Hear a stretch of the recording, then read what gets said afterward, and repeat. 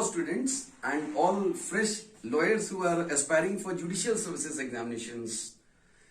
कल मैंने इसी समय एक फ्रेश वीडियो बनाया था which was perhaps consequent upon the UP PCSJ notification 2022 और मैंने आपको नोटिफिकेशन से रिगार्डिंग में तमाम जानकारियों से आपको परिचित कराया था.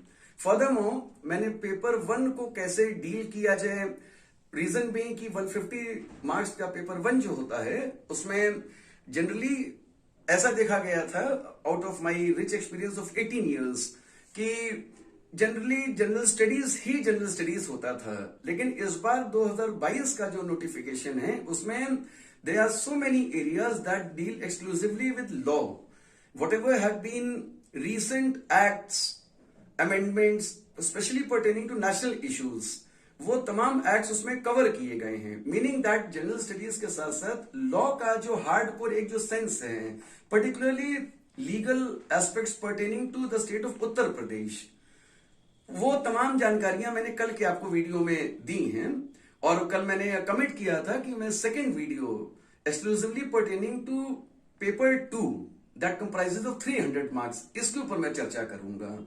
एंड आप सभी को जान के बेहद खुशी होगी कि मैंने बहुत चिंतन के बाद ये समझते हुए, ये महसूस करते हुए कि समय दौड़ता ही चलता चला जा रहा है. Your proximity to facing the examination is decreasing day by day. और ऐसे में कुछ भी अभी की स्थिति में कहना मुश्किल है कि किस महीने में एग्जाम होगा, लेकिन दैट वुड बी अल्टीमेट कि अगर आप महीने टू महीने स्ट्रेटेजी लेके चलते हैं तो मैं आप सभी को पेपर 2 कैसे डील करना है, 300 मार्क्स हैं एंड 150 क्वेश्चंस इसमें आते हैं. अब फ्रेंड्स है क्या कि पेपर 2 जो है they are 10 units in that, 10 topics आप कह सकते हैं.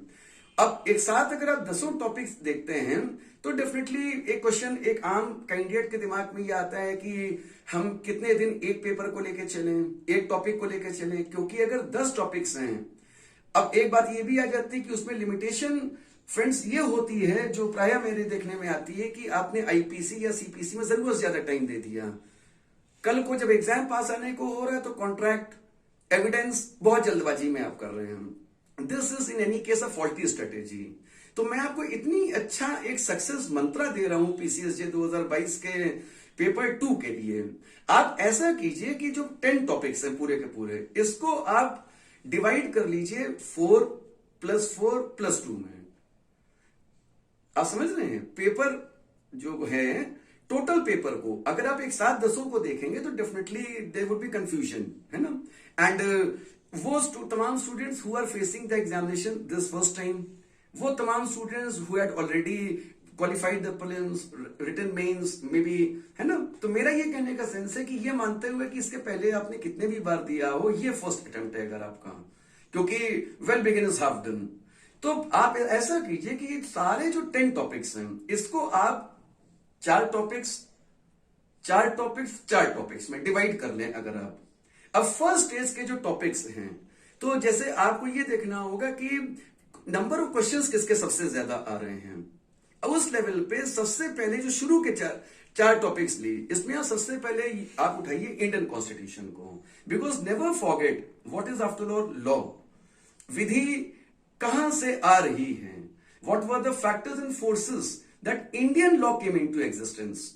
तो we understand Indian judiciary is nothing but an offshoot of a hardcore colonial regime. East India company का पूरी तरह से इंडिया में ट्रेड एंड कॉमर्स को लेकर जो एक्टिविटीज हैं, और धीरे धीरे फ्रॉम कॉलोनियलिज्म टू इंपीरियलिज्म की तरफ जब बढ़ता है देश, Britishers are on one side, Indians are on one side. तो कैसे ईस्ट इंडिया कंपनी की जो ट्रेड मोटिव्स हैं, ये रिप्लेस कॉलोनियल एक्टिविटीज हैं, ये धीरे धीरे लोड हो and definitely cognate to that. उसी समय आप देखेंगे कि इंपीरियल पैटर्न्स ऊपर बढ़ते जा रहे हैं. Meaning to say charter acts का जो आना है, Pitt's India act, regulating act, charter act of 1813, 1831, 1861, बीच में consequent upon 1858 Queen's proclamation act. ये शुरू का डेवलपमेंट है 100 साल का चार्टर एक्ट्स का, क्योंकि charter acts means East India Company was a chartered company from day 1. तो उसके अनुरूप कहीं ना कहीं court of directors, board of control, ये जो तमाम चल रहे हैं, and when this is getting transcribed and translated into hardcore imperialism, meaning that we are here to rule. How to rule? Through administration, through law. अब ये जो आप देखेंगे 1861 का जो क्वींस प्रोक्लेमेशन एक्ट है, इसके पूर्व 1857 का रिवोल्ट हो चुका है. तो जैसी स्थितियां भारत में हैं, they were not very favourable on Britishers side, and they could realise कि जहां इतने फैक्टर्स एंड फोर्सेस हैं ऑफ कंट्रोल, उस जगह पे हमारे अपने वाइसरॉयस हों, हमारे अपने गवर्नर जनरल्स हों, उसको लेके जो भी डेवलपमेंट होगा, आप देखेंगे फ्रॉम 1861 पोर्टफोलियो सिस्टम आता है. There is separation of powers.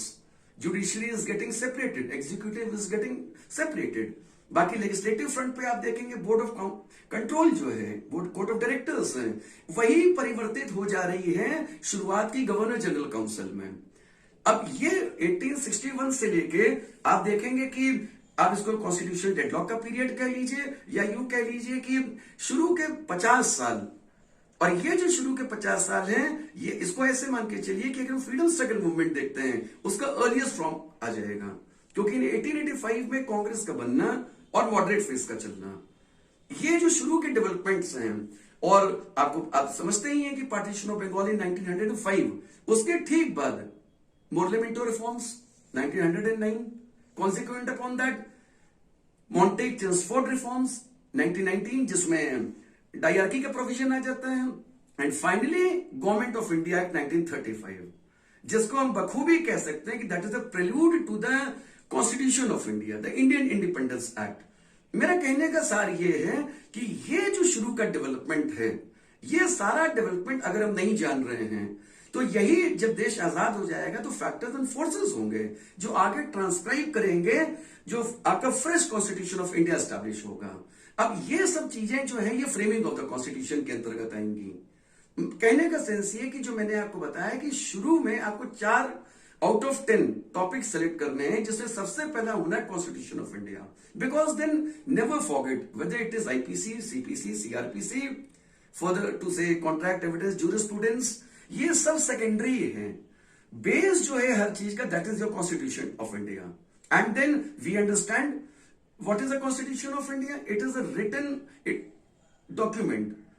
It is a written document wherein any further acts that are created, each section, each clause needs to be in compliance with the basic provisions of the Constitution. Furthermore, India being a quasi-federal state, what is the nature of federation? ये तमाम बातें जो हैं, ये constitution से ही, उसकी deeper knowledge से ही आपको समझ में आएंगी. तो पहला जो आपका शुरू के जो आप 4 टॉपिक्स ले रहे हो, उसमें number 1 needs to be constitution of India. Second जो टॉपिक आप लेंगे, आप चाहें तो कहीं नोट डाउन कर लीजिए, that would be so fair enough. और मैं तो ये सजेस्ट करूंगा कि कल का भी मैंने वीडियो पीसीएसजे को लेके दिया था, तमाम वीडियोस डाउनलोडेड रहते हैं, लेकिन it would be so nice of you कि अगर आप सब्सक्राइब कर लेते हैं, चैनल सब्सक्राइब करेंगे, जो भी फर्दर नोटिफिकेशन जाएंगी आपके पास पहुंचती रहेंगी. This is simply services that Rahul Dixit Times is offering to all my students preparing for judicial services examinations countrywide, particularly to UP, by the way. Second position पे मैं आता हूं. सेकंड जो आपका टॉपिक कवर करना है 4 topics में, ये आपका होगा आईपीसी, इंडियन पीनल कोड, क्योंकि कॉन्स्टिट्यूशन है और कॉन्स्टिट्यूशन के साथ साथ इंडियन पीनल कोड आप कवर करेंगे. थर्ड टॉपिक जो आपका आएगा, that is going to be code of civil procedure, CPC. और फोर्थ टॉपिक जो आपका आएगा, that is code of criminal procedure. मैं फिर से एक बार रिपीट करना चाहूंगा, टोटल 10 टॉपिक्स जो हैं, उसमें आप 4 + 4 + 2, दैट मेक्स 10 टॉपिक्स. बिल्कुल कंफ्यूज मत होइए, with a very cool mind strategy बनाइए, टाइम प्रूफ स्ट्रेटेजी होनी चाहिए. मैं बार बार कह रहा हूं, well begin is half done.